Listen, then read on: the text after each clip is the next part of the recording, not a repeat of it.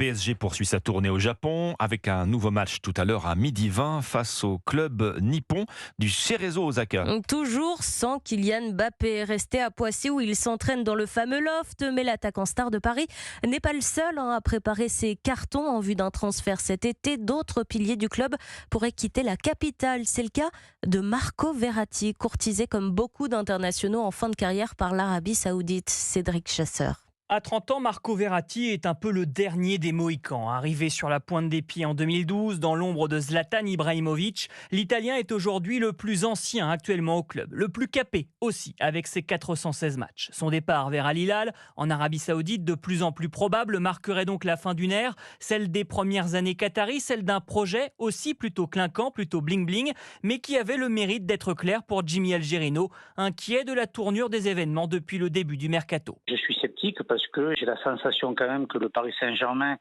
s'organise, on va dire, sur le plan de la combativité, et par contre, il s'affaiblit sur le plan technique et sur la qualité, puisqu'on voit tous les joueurs de classe mondiale qui sont partis et qui risquent de partir encore. Marco Verratti, mais aussi Kylian Mbappé ou même Marquinhos, dont le nom est désormais associé à certaines rumeurs de départ, c'est une partie de l'histoire récente du PSG qui pourrait changer d'air avant la fin de l'été. Cédric Chasseur.